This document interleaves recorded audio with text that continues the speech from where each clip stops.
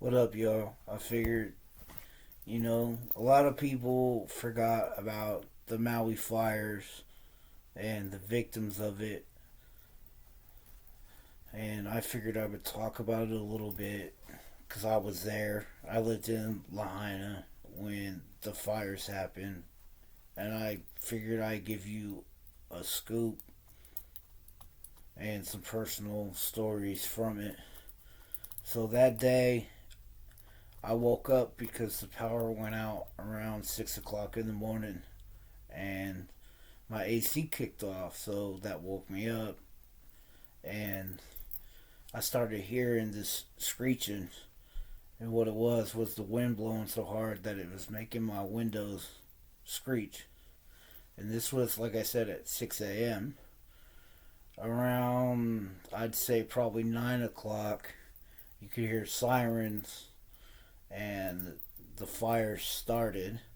Now, all these crazy theories came out that it was arson, or that it was China shooting these lasers, and all these crazy theories, but those people don't know. They weren't fucking there. So, the real scoop is the first fire started, and it was started because the power lines went down, and there was about 30 to 40 of them that got blown over because of how crazy the winds were. And the winds were that crazy because there was a hurricane off the island, and it just started. It was just, they're about 80 miles an hour, is what they said. And it knocked over these power lines.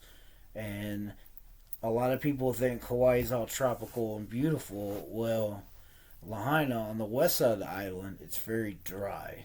So when the power lines crashed, the electric power was still on. They never shut it off, so it's ignited a fire. And then with those winds, it just overcame everything and started it. So the fire department went to go put out that fire, and they claimed it was 100% contained, and then another fire popped up. So they left that one to go fight the other one. But the other side of the island was all the water. It's very dry, like I said, and there's not much water. There was always a water shortage because the tourists would always get the rights to the water, even though it's supposed to be the native people there and then the locals there. So when they went to fight the second fire, there wasn't enough water to fight it. And they asked to divert the water from the other side to here, and they were reluctant on it, dude. They wouldn't do that, and then they didn't want to cut the power off because there's only one power grid that would cut power off to anybody. So they kept the power on, and when they went to go fight the second fire, the first fire reignited, and then the winds started. And then a lot of people are like, why didn't they fly helicopters to go do all that? Well, they couldn't with those winds. So they weren't able to just constantly drop water on those fires. And then around 3 o'clock, you could see the fires, but the fire department came into my neighborhood. We were one of the first neighborhoods to get evacuated. And the fire department said, oh, you got about 30 minutes before those fires cross over. Well, 10 minutes later, they said they crossed over. You need to evacuate. So then we grabbed everything we could, me, my brother, and his girlfriend, and we went to go leave. Well, traffic got real bad. The cops were horrible at directing the traffic. They didn't know what was going on. So like we didn't leave for another 15 minutes because the they were holding up the traffic and they weren't letting you go a certain way. There's only one way in and one way out. Or, I guess let me say that there's two ways in and two ways out. You can go north, or we could have went east. And when you go north, it's a one way road or a one lane road that goes around mountains, and it's very dangerous. And then the other way was not allowed to go, so people were just stuck in traffic and just sitting there. And when we finally left, I was driving down the hills, and um, you could see the fire just burning these nice new $1 million homes and stuff. But they also had gas tanks, and they were exploding like bombs. So as I'm driving, you can feel the heat. It's just radiating, and I had the windows rolled up because of the smoke. You could just feel the heat illuminating around the car, and then you got those gas tanks just exploding around you. And then when we got down into town, people were just running and trying to get in my car and just going wild and crazy. And we got stuck in traffic, and then finally we were able just to go a little bit north, but everything was booked up. We had nowhere to go, so we ended up sleeping in a park, and there was no phone service because of the hurricane. Like, it had knocked out cell towers, so we weren't able to communicate with anybody, and it was just wild. And the sad thing is like I said, when I was driving, people were trying to hop in the car, but I had my brother, his girl, and a dog, and then whatever stuff we had, and we just weren't able to take anybody.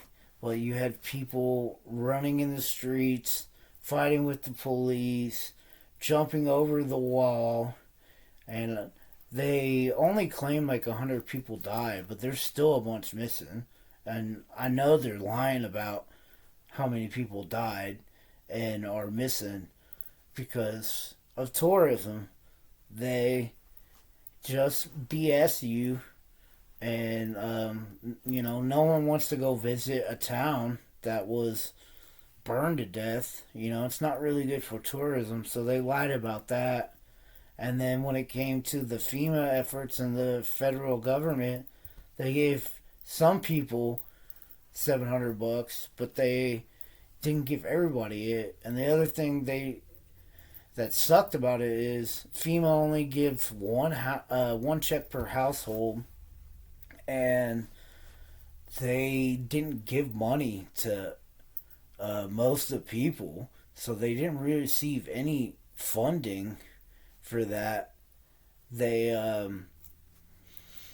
like, Hawaii is different. Like, there's not enough housing for people there, so if you didn't know nobody, and you couldn't really get a place to stay, and then people just live with each other. They're packed like sardines. Like, I rented a room from the guy in the house. There was another family that lived in the house, and then my brother was living in the house with his girl that was attached to what would be the garage, but they made into a studio apartment. And so only so many people could claim that money. So, like, a lot of people didn't even really get help. And then $700 is like a day and a half, if even, at a hotel. So it really wasn't anything. I remember when I lived in Houston at the time, when Hurricane Katrina hit, those victims got $2,000, and then, like I said, most of the people did not receive $700 from the federal government, and it was kind of a hassle, and it was, like I said, a shame watching all those people. It was pretty dramatic and tragic, and it was a horrible response, and that just made me believe that none of these people really care about us. The governor, the president, Like Joe Biden was sleeping through some of the things. I get there's a time difference, but this is something important. You would think he would wake up, and that's where the Sleepy Joe started coming in. But um, I hope they learn from it when they rebuild. I know that's the other issue with a lot of it was wooden structures, and I hope when they rebuild that they have a better fire plan. That was something else. The fire marshal said this town would just ultimately burn to the ground because there wasn't enough fire resources. They didn't fix some of the issues.